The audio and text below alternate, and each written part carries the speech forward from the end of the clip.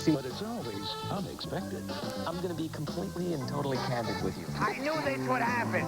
Night after night, the spotlight's on who and what's hot in entertainment. R&R with Roger Rose. Weeknights on America's Talking. Join the conversation. That's a wrap. Thanks, everybody. See the old smoke rising round the bend.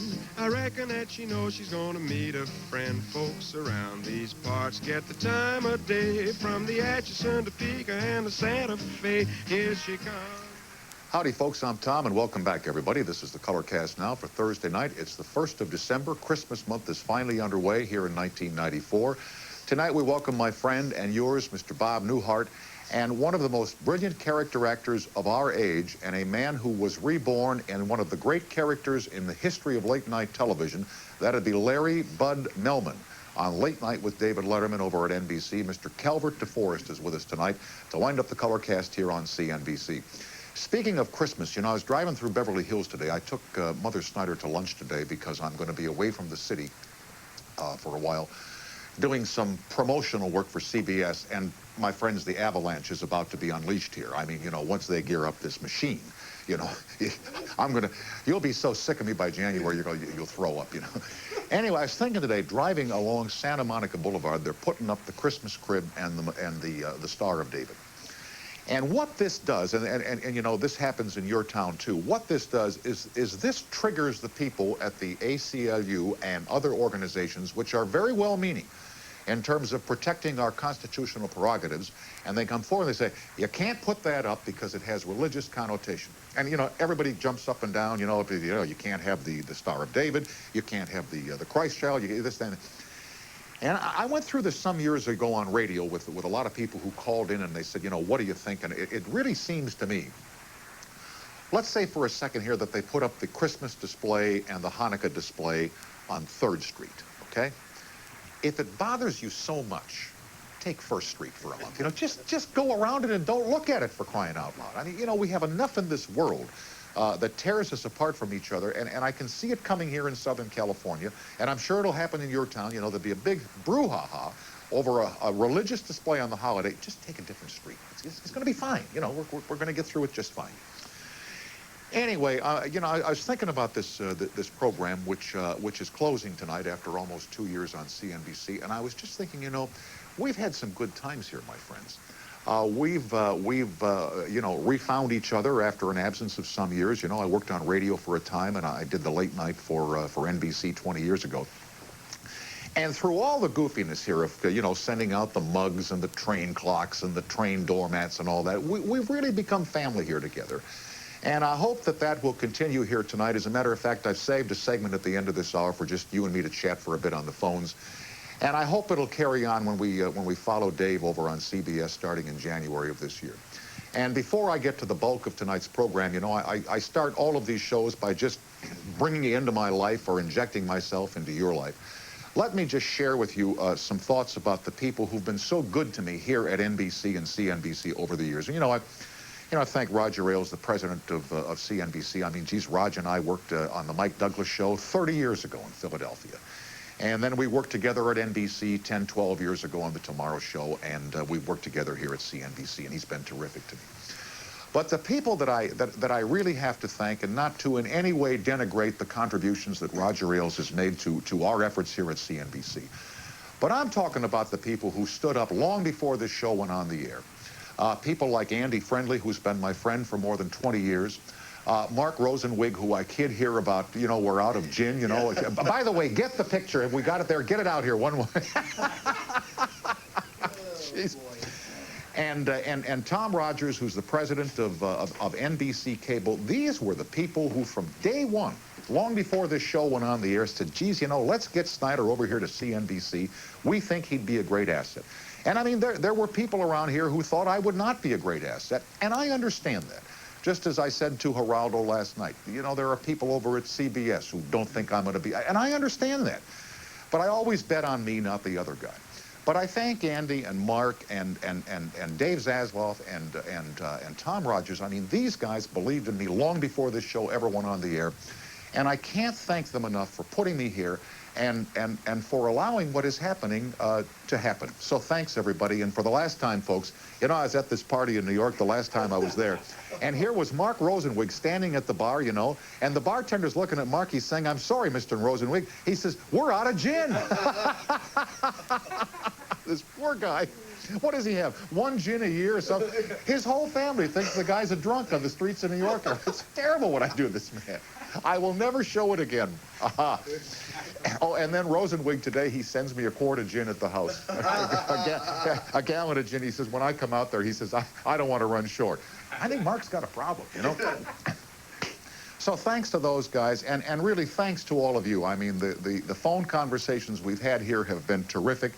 And I've responded to you as best I know how, and what I get such a kick out of is, number one, you guys know more than I do about a lot of stuff, and number two, you astound me with the range of your ages, from kids who are teenagers to grandmothers and grandfathers in their 80s, and I love you all for it, and I thank you for making this a very pleasurable experience. God knows I'll run late later on, and I wanted to get it in now.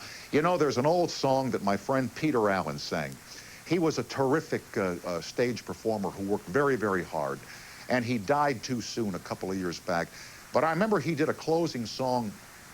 It was called Once Before I Go, which he sang at the end of his nightclub and concert stage acts. And I've always borrowed his words when I think about the people who've watched and listened to the work that I've done on radio and television over the past 40 years in this country. And, you know, the folks who watch me, the folks who listen, and the folks who make these programs possible, you are the light that shines on me. And you always were, and you'll always be. And I have to let you know, as Peter Allen said, just this once before I go. Thanks for listening, everybody. It means a great deal to me. Back with Bob Newhart. Fire up a color teeny and watch the pictures as they fly through the air. Thanks for watching, everybody.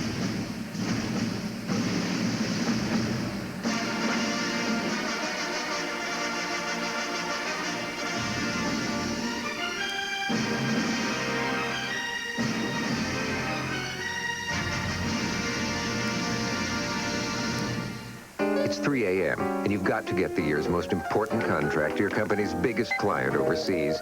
And guess what? The fax just won't go through. What are your options?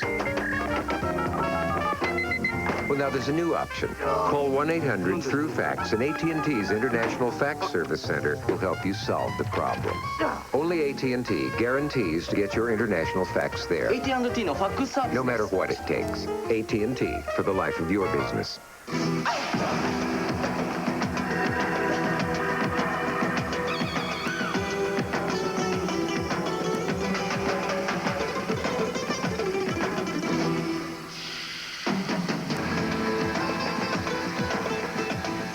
With over 3,000 years of history to explore, you'll appreciate our rest areas. Call today, 1-800-44-MEXICO.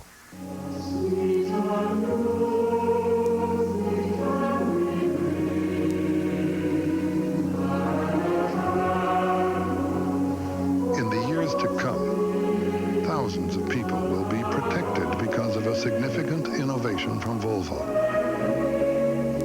Volvo introduces the world's first side impact airbag. Drive safely. I sampled some 60 wines in the Jadot cellars, but so fine was the quality, I emerged more exhilarated than exhausted. The extraordinary quality of Jadot's white wines has been matched by even more fabulous red wines. We only make reds and whites, though our reviews produce the occasional blush. Louis Jadot, impeccable burgundies, from $7 to $150. There's a new twist in talk. I have no qualifications at all, and we're very excited about that. Because America's favorite talk show guest I have to do this. It's just something I have to do. is becoming America's newest talk show host. I will be hosting in the nude, but the guests will be dressed. Charles Grodin, coming in January. Weeknights on CNBC. First in talk. The C in front of NBC, just NBC. Tonight, from Washington, go beyond the headlines to the reasons why. Equal Time with Mary Matalin and exciting guests. It's never politics as usual on Equal Time. And to all the people at Fort Lee who make up those delightful graphics, which they just ran tonight, we'll miss you, Tom. I appreciate those more than you know, and I thank you for the samples that you sent me, and they will hang on the wall in the new office, and I'll display them with great pride. Thanks, everybody in Fort Lee. I appreciate it. Of course, then they run the Charles Grodin promo right after it, you know. I mean, you know, the body doesn't even get cold here, and they're dividing up the clothing. Anyway, here is the button-down mind of Bob Newhart, one of our most popular and successful television actors and comedians. And how good of you to come over here tonight on this night of all nights to share your talent with our crowd here. I really appreciate that. Well, first of all, what an honor it is to be asked to be here on your final night. I mean, how could I mean, how could you say no? It's like falling out of bed. It's just cold water, and then cold water to Riverside and Riverside to Olive. About an hour and a half. Yeah, I was thinking. Let me tell you a story. Yeah, okay. Apropos of tonight, I was in New York. I was doing the David Letterman Show, and I'm staying at the Regal Royal, which is where they put all their people up. Oh, the Trade Out Hotel. Yeah. And I get on the elevator, and it's Helen Hunt. And I know it's Helen Hunt, but I don't like to bother her. Mm-hmm. So she said, we talk about your show a lot, and on our show. And I said, you're Helen Hunt, right? She said, yes. So I said, I have to get off. So I got off the elevator on her floor, and I said, it is just wonderful to watch somebody who knows what the hell they're doing. And you and Paul and the writers know what the hell you're doing. Mm-hmm. And it's just wonderful to watch you because you know what the hell you're doing. Yeah, thanks. Thanks. It's that simple. Thanks, kid. Let me ask you here about Bob Newhart when you were starting on Chicago. I was thinking today, Elaine Boozer was here last night, and she's very funny, but she's a product of the comedy clubs, you know, which gained great popularity in the 70s. When you were starting out in Chicago, there weren't the comedy clubs and the chain of clubs across the country that you could travel as a circuit and hone your craft. How did the guys in your generation and the gals, how did they get going? Where did you go to practice and get good? You didn't. I mean, you made your mistakes out there. That was there was no place to make mistakes. It was there was a Hungry Eye in San Francisco. There was the Crescendo here. There was Mr. Kelly's. There was like the Rubon Blue. There was a Crystal Palace, and that was about it. Yeah, like would the Shapery in Chicago have been a place that would have been the Shapery. It was funny. There became a division in comedy about that time, which was totally unintended. Shelley Berman, Michael Lane, myself, Johnny Winters, Lenny Bruce. We all started doing a kind of a different kind of comedy, and the Shapery was. Take my wife, please. I'll get the half that eats. I'll burn a hole in the coat. You know, I mean, all these that anybody could steal. You know, I mean, Dick Martin and I, as you know, we play golf and we just do punchlines. We did. I'll take the half that eats. I'll get the half that eats and burn a hole in the coat. You know, why is one missing? You know. And, you know, there's an old joke where they just do the punchlines. I know, but it's so. They couldn't steal our material, but I mean, that wasn't designed. I didn't go out and say, I'm going to do something that nobody can steal. Sure. But I mean, a guy could go in and see Alan King, Take My Wife, Please, and do that joke in the next town, and it's his joke, you know? Yeah. So this kind of, the Shapery was that kind of place, and Mr. Kelly's was Michael Lane and Shelley and myself and Johnny Winters and Shecky Green and that kind of thing. And you couldn't steal it. You couldn't take. And when you were coming up, who was funny to you? Were they the fellows that you just mentioned here, Shecky Green? I hadn't even seen Shecky at that point. Jack Benny was funny. He was the bravest comedian that I have ever seen work. He was the nicest man in the world, and he was brave because he wasn't afraid of silence. He would tell the story as long as it. Dick Martin told me a story. He went to see Jack at the Sahara in Vegas. And Sammy Davis with the Will Maston Trio. That's how long ago it was, before Sammy went on his own. So Sammy comes out in the Will Maston Trio, and they absolutely destroy the audience. And now they say, ladies and gentlemen, Mr. Jack Benny. Jack comes out and he said, I ran into an actor. His name was Reginald Fields. I'd met him in London, 52, no, I'm 53, I'm very sorry. And he goes through this long story. And I'm very sorry, he said, I promised Sammy that he could do another song. Would you like Sammy Davis to do another song? And out comes Sammy, and he does Birth of the Blues and destroys, and the people are standing on the tables and cheering and yelling. And he goes off, and Jack just kind of watches him go off, and he goes, so I said to Reginald,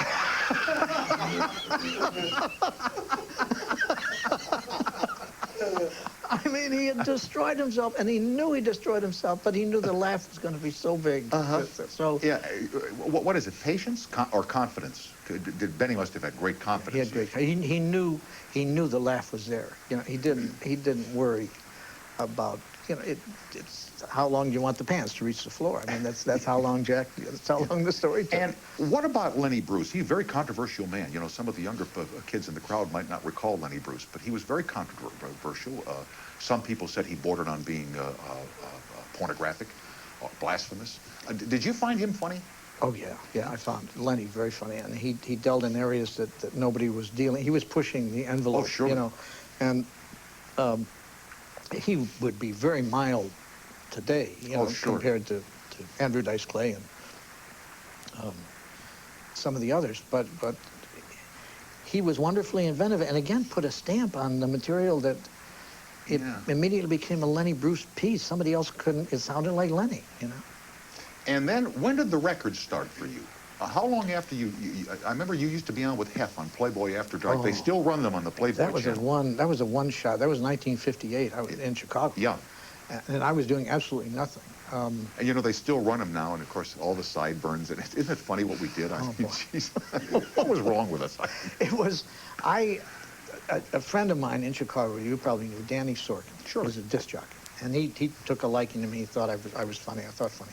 And I wrote on his show, which came on after Par. They had this huge Par lead in it, so they figured, well, let's put another talk show on. And Danny had this talk show. Well, the director said if you put your head out the window, you could hear an audible click as the Par show went off. Nobody watched it. We used to call them the crickets, Bob. That's right. Click, click, click. Yeah, let me do a fast commercial. We're with Bob. No measurable audience. Yeah, the Iron Cross, we call it, yeah. We're with Bob Newhart. We'll continue with Bob and a couple of your phone calls on the toll-free highway. We'll be right back after these messages. Yep.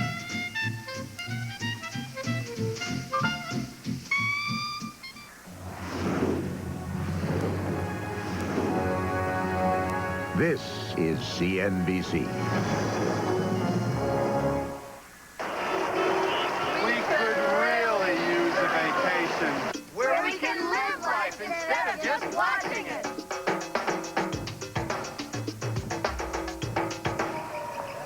We could really use a vacation. That puts everything at our fingertips while taking us to new heights. Discover the continent of Puerto Rico. Pristine beaches, 500 years of history, and an unforgettable vacation.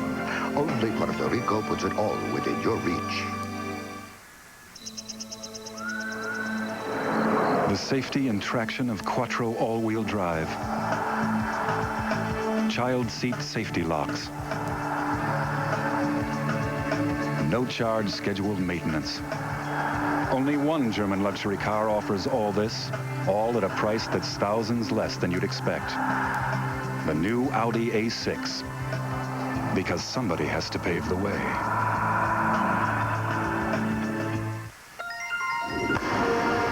There are moments when a champion becomes something even bigger, better. And for Wheaties, that moment is now.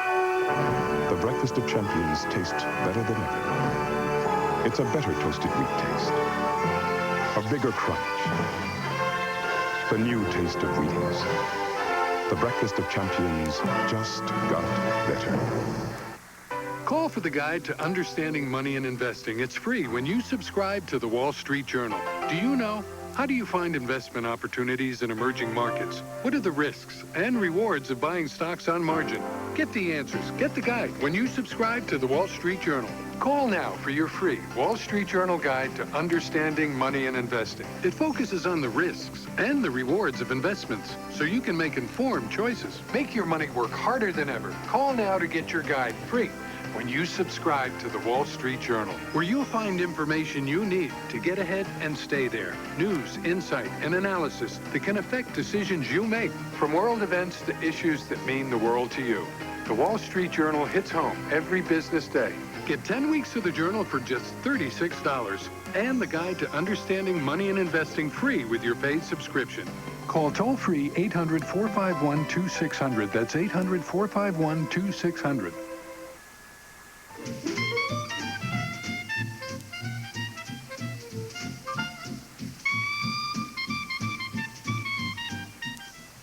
We're back with Bob Newhart. You were talking about the fellow who came on after Jack Parr, who thought you were funny, the Chicago guy. Dan Sorkin, disc jockey. And the Warner Brothers people were coming through town. This is in 1959. And he said, I have this friend of mine who I think is very funny. So I recorded 3 routines into a tape recorder. I recorded the driving instructor, submarine commander, and Abe Lincoln. Yeah. Okay. With no laughter or anything in the background, just said it. Yeah. So I played it for them, and they said, we like it. Now, to this day, I don't know if they liked it or Dan was that powerful that they said they liked it. Gotcha. They said, we will record it at your next nightclub. I said, I've never played a nightclub. They said, well, then we'll have to get you into a nightclub. Yeah. So they got me into the Tidelands in Houston, Texas, where I recorded the album. Friday night, I had a drunken woman in the audience who just kept saying, that's a bunch of crap. That's a bunch of crap. So now we go up to listen to it. I'm doing, and all through this thing is, that's a bunch of crap. So now we got 2 shows, and we did it in 2 shows. By the way, when somebody is drunk in the audience, like every now and again, I'm sure in your experience, they come up on stage and try and help you out or hug you. How do you handle this? Because you don't want to embarrass people. The worst thing you can get is a drunken woman. That really, because there's a point where it's funny, and then there's a point at which it turns... It crosses a line. I was in San Diego, I was at Humphreys this year, and I hadn't run into a drunk in 5 years, you know. And it was like a friend, a long-lost friend. I hadn't heard a drunken voice in 5 years. And in Vegas, every night, there was So I said, she walked up and she said, you're a friend of Don Rickles, aren't you? I said, yes, I am. I thought so. And I said, sweetheart, anything else occurs to you, please yell it right out. Don't let the spotlight and the tuxedo bother you at all. Something comes to your mind, you just let me have it. Yeah. Me know. I was in San Francisco. This is like the 3rd club I'd ever played. The year before, I had been working for a TV station in Chicago, right? Man on the Street. Yeah, we've talked about that, yeah. Now I get a note, Vivian Lee is in the audience, would like to come back and see you after the 2nd show. Scarlett O'Hara, right. Vivian Lee. Yeah, big. So she comes back, she was John Merivale, they were doing a play, and she said, we're having a little dinner party at the Fairmount, and we'd love to have you stop by. And I said, well, I get through Red, it's like 1:30 in the morning. She said, there's no problem at all, just come to the Fairmount, suite so-and-so. So I said, that's Vivian Lee, that's Scarlett O'Hara. Big. So I go out, and I probably did a 20-minute 3rd show, and the people were all sitting there saying, where the hell did he go? You know, because I'm in a cab over to the Fairmount. Yeah. So I come in, she's there, she introduces me to Clifton Webb. Oh, sure. And some other people. And more men than women, I would say, and the music's playing in the background. And Clifton Webb came up to me and he said, would you like to dance? Now, I have to do what women do now. My dance book is full. What do you say? I have a headache. And it ruined every Mr. Belvedere picture for the rest of my life. Here is Charles in Connecticut. Hello. Tom, it's Chuck Rosen. Oh, Chuck, how are you? Say hi to Bob Newhart. He's right here. How are you, Charles? They're going to take a call when Bob Newhart stops being funny, so you could just sit here all night. It's a great show. Oh, thank you. Chuck and I were in Catch-22 together. Yeah, and remember all the fun things to do down there, Bob. Oh, yeah. I have a summer home down there now in Guaymas. There was a big mountain down. This is in Guaymas, Mexico, and there was a big mountain out back, and there was a woman, a blonde in the movie. Remember Suzanne Benton? Oh, yeah. And one night we were just sitting around, and either I said or she said, let's go climb that mountain. It's like midnight. And Suzanne Benton and I went running up the side of the mountain, and we were up there for a couple hours. We came back. There was a lot of speculation about what really happened up there. Now that's in 1969. All these years later, I'm gonna tell you, nothing happened. That was my story. That nothing. At one time, she almost tripped on a rock, and I put my hand up, but nothing. Just a Tom, I really called, to say I got a little bit of an issue I could use some help with from you. They love you so much over at CNBC that they are trying to get me to start the first show with saying, fire up the color teenies, watch the pictures go flying. I don't even know what it means. Me neither. It's like I asked Joe Heller one time, I said, do you understand Catch-22? He says, I have no idea what it's about. Watch the airwaves go bouncing through. I don't. And the other thing I'm concerned about, generally, with Bob there and everything, but generally, you're out there in the opening, you're by yourself, which is the way it is, and there's not an audience. Here's the problem for me. You're doing comedy, I'm doing comedy. No audience. You're a big laugher. So you're going to get a laugh no matter what, but I'm not a laugher.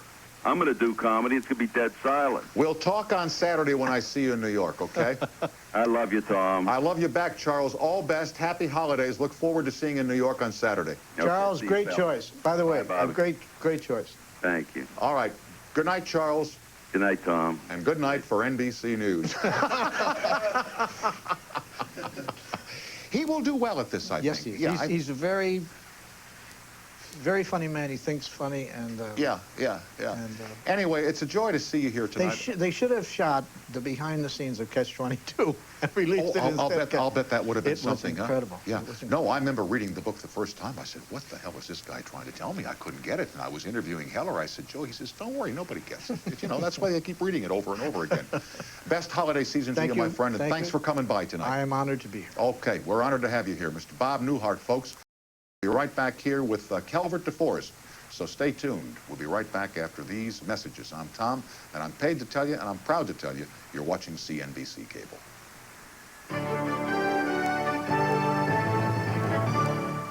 This is a CNBC News Break. I'm Janice Lieberman. A jailhouse conversation overheard between O.J. Simpson and friend Rosie Greer is the latest flashpoint in the case. Reports are the conversation could incriminate Simpson. No details released on what was said. President Clinton's calling the passage of a new World Trade Agreement a victory for Americans. Clinton says the agreement will create jobs. A day after he was shot, rapper Tupac Shakur is found guilty of sexually abusing a woman he brought to his hotel room. Shakur was shot 5 times at a New York recording studio Wednesday and was not in court when the verdict was read. He was convicted along with his manager. Each man faces up to 7 years in prison. Marking a sad day, leaders from around the world join forces in the battle against AIDS. The conference falls on this International AIDS Day. The disease has claimed an estimated 4 million lives worldwide. More News Break in 30 minutes.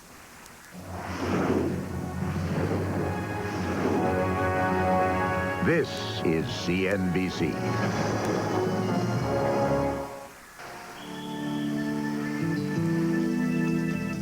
Listen, this stuff that we make, it's powerful. It makes you powerful. Stuff that we make, it's powerful. Take it, listen, gather up your ideas, run with them. It makes you powerful. Just do something amazing. We're in your corner, and we can't wait to see what you're going to do. Stuff that we make, listen, listen, listen. Hi, I'm Joy Mangano, and I invented the Miracle Mop. It's the original cotton self-wringing mop.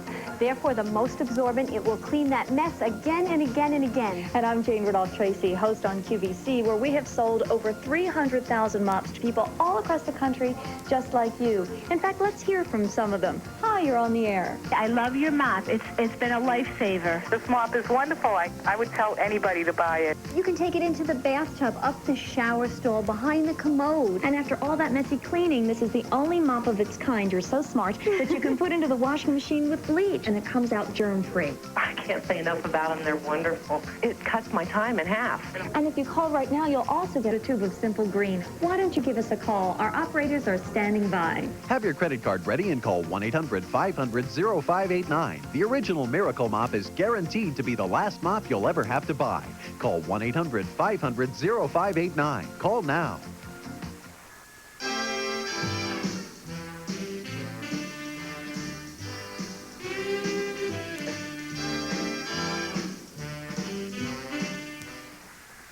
We are back and joined by the enormous talents of Mr. Calvert DeForest, who burst upon the scene in 1982 on the late-night program with David Letterman as Larry Bud Melman, and has created a worshipful gaggle of new fans of all ages across the country. I am so happy you're here tonight. You have made me laugh so very, very many times, and it's really a pleasure to meet you in person. Pleasure to meet you. I'm glad you asked. Thank you, thank you. And Mr. DeForest's new book is called Cheap Advice, A Guide to Low-Cost Luxury. And may I give the folks an example, and then we will go forward with this, okay? If you peruse this book, for example, he gives you the 3 golden rules of business. Rule number 1, think of something people want. Rule number 2, make it cheap. Rule number 3, sell it for a lot. True. How long had you been thinking about this concept before you came up with this book? Oh, quite a while. Really? Yeah. And what are some other rules to live by that you give people, without giving away the whole book here, but, you know, in terms of developing low-cost luxury in your life? Well, I mean, in order to do that, you'd have to buy the book. I'm not giving out any. That's the whole idea. Oh, I see. In other words, there's no free samples here. Oh, no. And can I ask you then, since you're not going to give away the surprise ending in the book, right? Would it be fair to say that you're a veteran actor, character actor in motion pictures? I would say. And that you had worked as an actor long before we saw you on Late Night with David Letterman. Yeah, I used to do where I lived, off-Broadway community theater, and a lot of NYU movies. That's how I got on to the David Letterman Show. Well, that's what I was about to ask you. How did you get onto the David Letterman Show? Well, I had done so many of these movies, and this particular one, they were the writers that wrote and did the whole bit, and they were looking for a writer's spot on a TV show, and they picked David's show, which I had no idea. And I got a call that night to go up and introduce David, and that was it. Mm-hmm. And it was so good, I mean, it caught on. I mean, the audience went crazy for it. I couldn't believe it. Yeah. And who came up with the line, "So long, sucker," or whatever? What is that line? So long, suckers. Yeah. That's David's line. Yeah. And now you don't do Larry Bud Melman anymore. Well, no, NBC took it away. It's the intellectual property of NBC. Can you imagine? I mean, really. But why? David gave me the name, so I don't see the sense behind it. I know, but I still see you on with David all the time, so it's not like that link is gone. Anyway, let me go to the phones. Here is Jerry calling us now, our friend Jerry from Tipton, Indiana. Hi, Jerry. It's Tom. How are you? Hey, Tom. How you doing, man? Fine, Jerry. How's it going out there in Tipton tonight? Good. Hey, Tom, looks to me like the audition is continuing for you, huh, buddy? Yeah. Listen. Hey, Tom, let me ask you something. You like that NyQuil? Oh, man, that stuff is good. I'll tell you, though, Jerry. On the Interstate 465. Yeah. I got the big bore, big block 427 Hemi Cuda, you know, with a NASCAR rear end. Yeah. Dialed it up on the cruise control 106, pal. I had the lights off, man. Oh, man. Hey, who you got on tonight? It's this guy. He's on with David Letterman. His name is Calvert DeForest. He was with David Letterman. Remember this Larry Bud Melman character? Hey, Tom, is this the guy? Is this the boy who just got out of prison? No. Or something? No. Yeah. He used to be on with Dave a long time ago. Let me ask you something. Did you ever wrestle? No, I didn't. No, I didn't, You Jerry. look like you could wrestle, I'm telling you. I could handle him, kid, let me tell you. Hey, you ever watch wrestling? All the time. Man, I enjoy it. Me and my wife, Linda, we enjoy the wrestling, boy. I want to tell you something. Tom, hang on a second. Wait, hold on. Hey. Stop it! Stop it! Stop it! Okay, I'm back, Tom. Tom. Yeah. Hey, Tom, is Merv Griffith dead? Get him on. No. You ever see him on Dallas? No, I don't see Merv on Dallas. I enjoyed that. I like that. Yeah, now let me ask you a question, Jerry. Stop it! Stop! Hey, Tom, I gotta go check the circuit breaker. Hold on. Hey, Jerry, let me ask you one question. Is he gone? He's gone. Hey, Jerry? Jerry? Oh, he's going to he's checking the circuit breaker. Wanted to ask him about his wife, Linda, you know? So now, besides the appearances that you make now on the David Letterman program at CBS, where you appear in a variety of new characters, what else do you do these days? Well, the MCI commercials. Oh, sure, yeah. And what was the other one? What was it? Yeah, what was it? Was it a car? No, it was another commercial. Oh. And it was with the fellow that works with Macaulay called not Jeremiah. You know his name. I haven't got the foggiest, Calvert. Not a clue. Don't look to me for help, sucker. No, that's not being nice. Well, excuse me. Wood is his last. Elijah Wood. Elijah Ward, right. And he was a joy to work with. A real pleasure. Terrific. Anyway, I got to take a little break here. Can you stick around for a few minutes? Well, of course. Oh, terrific. Calvert DeForest is here tonight, folks. The book is called Cheap Advice, A Guide to Low-Cost Luxury. We'll continue with Mr. DeForest and some of your toll-free phone calls right after these messages. So stay right there. Thanks for watching.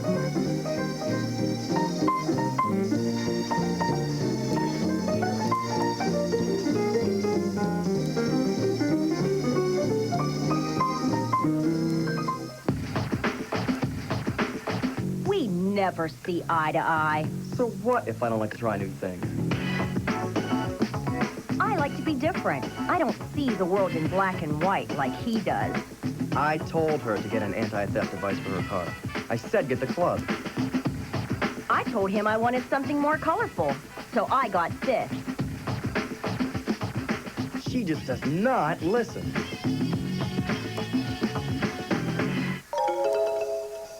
I can't believe the day I had my job, my kids, that car. The computer crashed, the dinner burned, I bounced that check, forgot my keys, the cat was lost.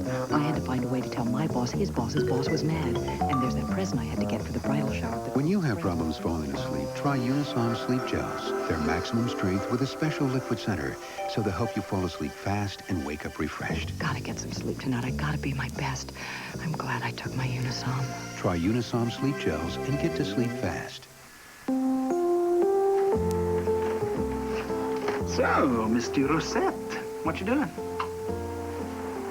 Surfing the internet. Don't look like a beach boy. I'm editing Blood of the Pharaohs. This is from the University of Cairo. That's Queen Nefertiti. Cool. Yeah, you guys kind of look alike.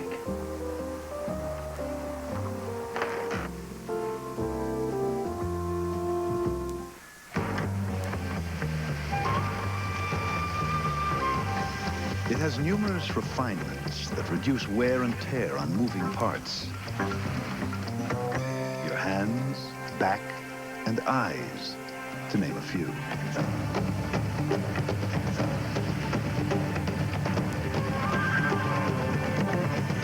Presenting the BMW of luxury cars. CNBC is proud to announce our 1994 Cable Ace Award nomination for your portfolio's Family Night. Congratulations to all our Ace Award nominees. I'm Bob Berkowitz. Do you have fantasies about getting back with your former partner? Join us for an intimate conversation with people who have sex with their ex. Next on Real Personal, only on CNBC.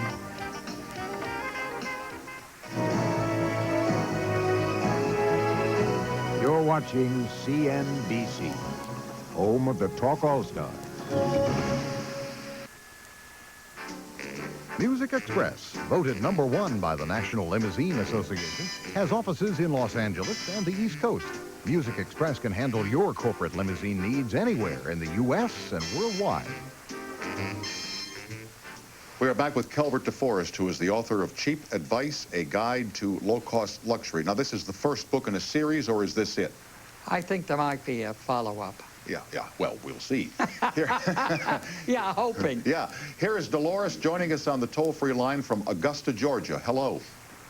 Hi, Tom. How are you? Good evening, Dolores. I'm fine, thank you, and welcome to our program. It's been a long time trying to get you. Well, I'm glad you got through, Dolores. I watched you 20 years ago, and you're wonderful. Thank you. And I did see the Diane Quintuplet show, and I saw them when they were 1 and 2 years old. What, the Diane Quintuplets? Uh-huh. Oh, good. Anyway, say hi to Mr. DeForest. He's right here. Okay. Hi. Mr. DeForest, I've watched you on your commercials and on the Late Show. Are you going to be doing any more shows? I believe I'll be doing more MCI commercials. And how about appearances with David Letterman or other comedy shows? Will you be doing those as well?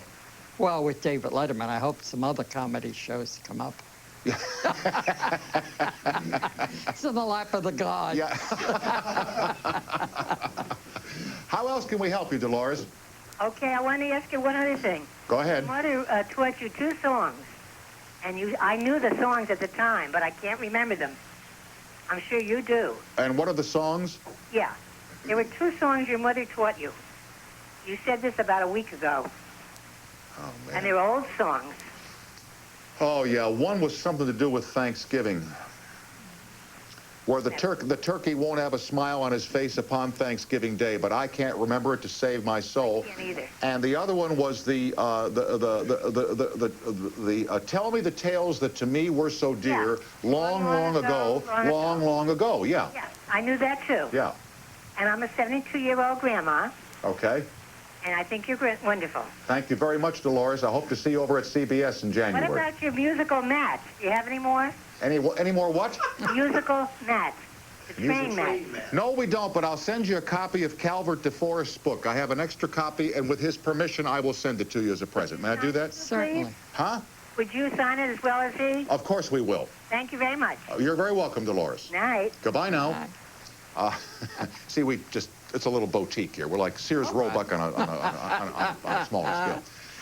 You bear a famous name in broadcasting, DeForest. You have relation to Lee DeForest, yes, who is known as the father of radio. My father's cousin. Did you know him at all, or? I met him once, yes, very briefly. I went out there to see his home, and he lived right in the Hollywood Hills, one of those houses that, like if you sneeze fast, it would go over into the canyon. But he was a great man. I met his, I guess, 3rd or 4th wife. Yes, young Marie Moschini. She was in the original Seventh Heaven with Janet Gaynor and Charlie. Right.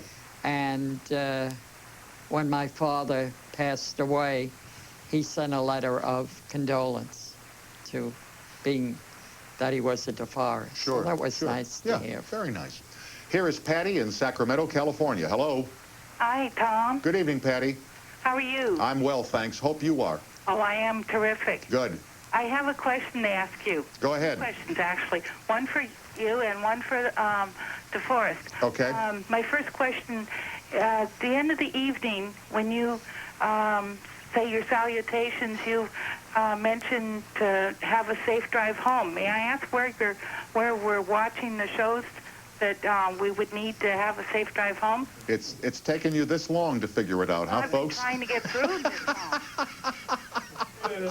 this. You know, I was talking to a guy on the phone, and he says, "Why do you tell people to drive safely on the way home?" I said, "I don't know. It's just a way of saying good night, you know?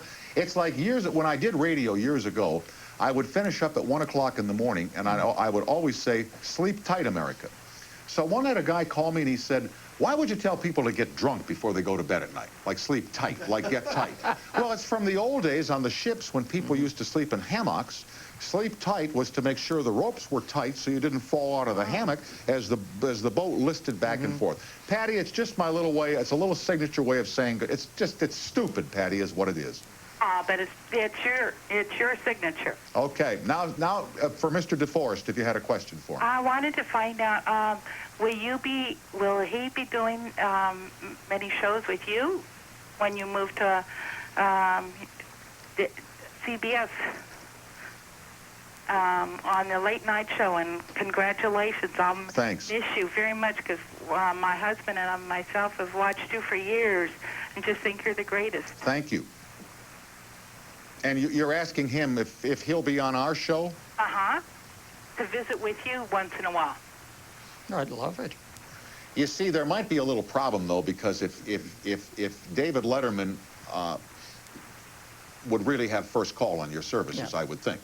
And, you know, Patty, at this particular point in time, there's no sense pissing Dave off, you know what I mean? Oh, yeah. But, I mean, where you are in life, you could. Well, I could, but not at this point in time. I'm sure the day will come when I will, but it won't be for a while, if you know what I mean. Yeah. So we miss you very much because it's taken us a long time to be able to get through on the phone to you, and you're just very, very popular, and you're one of the best people that ever hit the TV. As far as we're concerned. You're very, very kind, and I hope that you'll watch us from time to time if your schedule permits when we follow Dave over at CBS. We'll work on it. Thanks, Patty. And good luck. All right, bye-bye. Good job. All right, thanks. All right, bye-bye. You know, the toughest words to say in 25 words or less. Goodbye. You know. Kathy in Fort Worth, Texas. Hello. Hi. Yes. Hi, Tom. Hi. I read an article about Calvert DeForest, I believe in People, and if I read it correctly, he said that he did not get into acting till after his mother had passed on. Is this a correct statement? That is true. So wherever she is, Mr. DeForest, she has got to be smiling with the joy and laughter you have brought to so many people. Oh, thank you very much. Appreciate that. Were you close to your mom? Yes. So what you read in People magazine, Kathy, was indeed true. Well, good. I'm ready. A quick comment for you, Tom. Okay. To quote Mr. Letterman, and not to diminish your talent, your expertise, etc., I think one reason you're a success is because you are a genuinely nice person. People like you, and that comes across on the screen. You're very kind, Kathy. Thanks a million for watching, and I hope you'll join us across the street starting in January. I'll be there. And I hope you have a real happy holiday season with your family, okay? Same to you. All right, Kathy. And Kathy, drive safely on the way home now. Hey. Okay. Bye-bye now. Bye-bye. A great pleasure to see you, Mr. DeForest, and a happy holiday season to you and your family. And by the way, I don't do this for everybody, but folks, this would be a perfect stocking stuffer for Christmas. Huh? Calvert DeForest, cheap advice, how to live in luxury at a very low cost. We will continue with your phone calls and a couple of thoughts and wrap it up for CNBC right after these words from our sponsors. I'm Tom, and I'm paid to tell you, and I'm happy to tell you, that you're watching CNBC television. Stay tuned, folks. We're coming right back.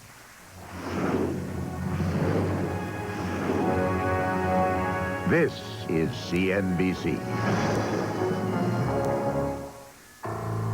You close your laptop. You push back your seat and adjust your footrest. A little sip of Bordeaux, a little taste of Brie. You turn the sound up a notch, and you close your eyes. These business trips are brutal, aren't they?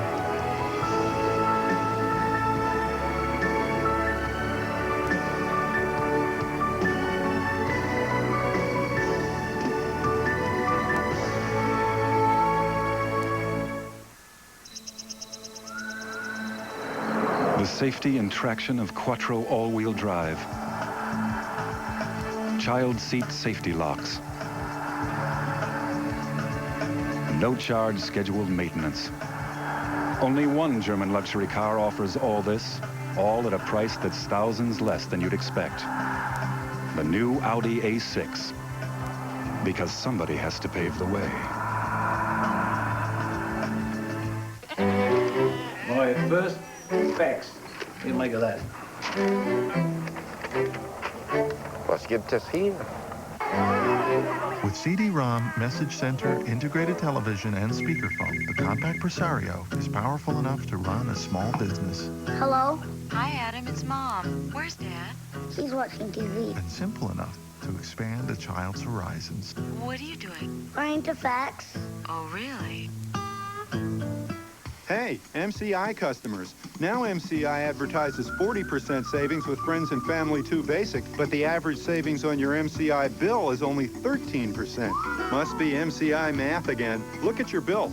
To get any discount at all, people you call have to be in your circle, and to get the big savings, they also have to be MCI customers. You even have to pay $36 a year in fees, so you never get 40% off your total bill. Now, some true math from AT&T. 20% is what we offer, and 20% is what we subtract off your AT&T bill. That's AT&T True USA Savings. Spend $25 a month on AT&T Long Distance and save 20% on your AT&T calls to everyone in the USA anytime, guaranteed. 4 out of 5 Friends and Family 2 Basic customers will save more with AT&T. Call 1-800-PIC-ATT. Switching's free. Call now. Your true voice. If you'd like to purchase a VHS copy of the preceding program, please send $19.95 plus $3.50 shipping and handling with the name, air date, and subject of the program to Burrell's, P.O. Box 7, Livingston, New Jersey, 07039. For credit card orders, please call 1-800-777-8398. You know, we've got a couple of minutes left here before the Real Personal Show with Bob Berkowitz. And I wanted to take some calls, just chat with you for a few minutes. And I said to Mark Kennedy, the stage manager and floor director, I said, do we have any calls? He said, we have no calls. I mean, you know, you've been waiting your chance now for 2 years, and there are no calls. We used to call that, what we would call that in radio was we'd call that riveting radio, and now we'll call it riveting television. You know, this crowd is so riveted to the conversation taking place that they are not able to leave their chairs, get up, walk to their phones, and dial Tom on the toll-free line. All except for Brian in Cleveland, Ohio. Hello. Hey, Tom. Pleasure to talk to you. Thank you, Brian. Thanks. I tell you what, growing up here in Ohio, I used to listen to your ABC show late night on WWE in Cleveland. Thank you. And I think that's partially what drew me to broadcasting, and now I'm actually working in radio here. I'm a producer at that station, 3WE. Oh, 3WE is our old station back there in Cleveland, sure. WWWE. WWWE and WWWE-FM. No, I'm just kidding. and what do you do for 3WE there? Pardon? What do you do for 3WE? I've just been there a couple months, and actually I'm a bottom end on the totem pole. That's I'm an overnight board operator and producer. That's very, very good. And now, what do they carry since we went off the air there? They've gone through several changes. Right now, we carry Rush Limbaugh on the overnights and Dr. Joy Brown. Oh, okay, okay. Anyway, I hope you do well, and I thank you for calling, and thanks for remembering the good old days in radio. I was very, very happy doing that program, and I hated to see it go away. All right, good luck, and I'll be watching you at CBS. Okay, thanks, Brian, and have a happy holiday season, okay? You too. All right, thank you, my friend. You know what's funny? When we go over to CBS, we're going to try to simulcast on... not the CBS radio network, but a what do they call it? A chain of stations, a network of stations, a gaggle of stations, a gathering of stations, a group of stations, and whatever, a herd, a brace of stations. So we'll be on the radio too. So if you don't watch us on TV, we'll find you on the radio. So you're giving me a commercial. No, let's count down to cake. Oh, and how much time do we have to the cake? How much time is the cake? Oh, excuse me, the surprise 10 cake. seconds to the surprise cake. Hey, 10, yes. 9, 8, 7, 6, 5, 4, 3, 2, 1, cake. Hey. Where is it? Where's the cake? Where's the cake? Other door. Oh, other door. Pardon me. A tightly produced Colorcast, ladies and gentlemen. Nice work on that surprise. There. Ladies and gentlemen, the surprise cake. Here it is. What you get most. Thank you very much. Very nice. Kathy Abraham of our staff, Kelly Greer of our staff, and the surprise cake. Thank you. Thank you. We will now repair for one more time to the Smokehouse, the official restaurant of the Colorcast, there to shed a tear Smile a smile, trade back and forth a few jokes, and then all of us disappear and go our separate way into the night, as I hope you will too. I thank you for some wonderful times here the past year and a half. In fact, for some wonderful times for the past 20 years, going all the way back to 1973 and the days following Johnny on NBC. You know, when we finish up these segments, we always say, that's all from Burbank at this time, because you never know when we're coming back. So I do not say to you goodbye or farewell, but I say thank you. I say drive safely on the way home. I say stay tuned for Berkowitz, and that's all from Burbank at this time. Good night, everybody. Jesse, take her down.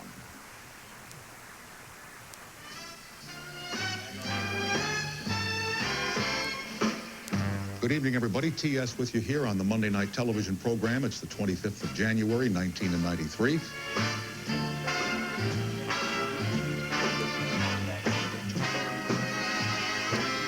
You know, I didn't get to bed till 10:30 last night. Wow. And I got home around 2:15. You know, last night here, I went on for a short while about the fare structure in the friendly skies of the shuttle by United. I'm sure whatever you're thinking is correct. Thank you. You know, I really feel I handled that airline situation correctly last night. Say, I wish I'd thought of that. This appeared in the Variety magazine in Hollywood. Casting agents, I am a dead ringer for Marcia Clark. Contact me for your next O.J. Simpson project. First of all, if I were Marcia Clark, I would object to the term dead ringer. You know? I'll be seeing you in all the old familiar places that this heart of mine embraces all day through. Oh, no! Oh, jeez! The Mercedes almost took us out! Jeez! Well, what a surprise. Nice to see you. Thank you. Denver, very good. Nice work. Thousands of cars approaching Bob Hope Drive here in Burbank, coming up to the Colorcast. Lassie arriving by limousine. Jeez, it's hot out here. And I'll be seeing you in every lovely summer's day, in everything that's light and gay. You put me in dances with wolves, because I can ride bareback just like that Kevin, whatever his name is, you know. And they're off. Hello. You know, Tom, she raises an interesting point. Are you single? It's so nice to see you as always. Hi, Lisa. How you doing, babe? I just sitting here looking at you. You do have the devil in you. You know that, don't you? You really do. I mean, you just could go any which way. Well, I'm looking for an angel to love the devil out of me. Yes, I'll be seeing you in every lovely summer's day, in everything that's light and gay. And we're up, Q. And howdy, folks. Welcome back, everybody. I'm Tom. This is the Colorcast. How was your weekend? Very nice. Very good. I went over to CBS and left my urine sample. I'll be looking at the moon. I'll be looking, but I'll be seeing you.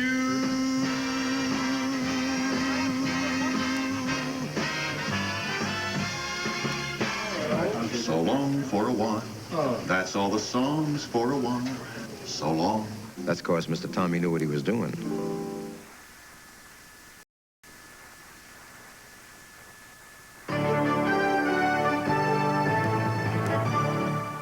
This is a CNBC Newsbreak. I'm Janice Lieberman. Lawmakers on both sides of the aisle are thanking President Clinton for working to get the World Trade Agreement passed. Clinton says he hopes today's vote signals more cooperation in Congress. O.J. Simpson's lawyers try to cool down a feud with the victims' families. Robert Shapiro says he'll limit his comments.